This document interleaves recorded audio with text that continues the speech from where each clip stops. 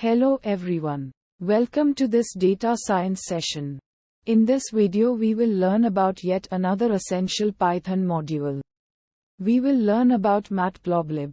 This is a plotting library that helps in creating two-dimensional and three-dimensional graphs to visualize any data. Plots can vary from scatter plots, pie charts, histograms, bar charts, connected bar charts and many more.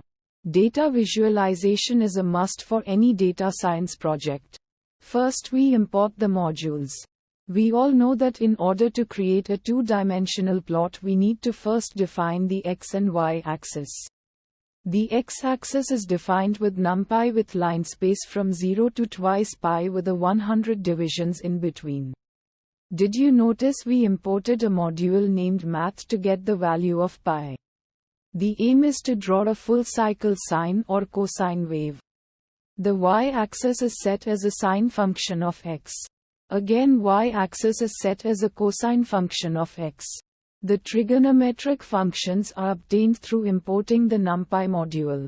Now, we plot x and y together. If you want to have the two waveforms in the same graph, you can just have the two plots written in consecutive lines. However, if you wish to have separate graphs, just separate the two plot lines of code by a figure keyword. Also we can add colors to the graphs, label the graphs, provide markers, set title or whatever customization we need. With this we wrap up this video. Hope you like it. Thank you.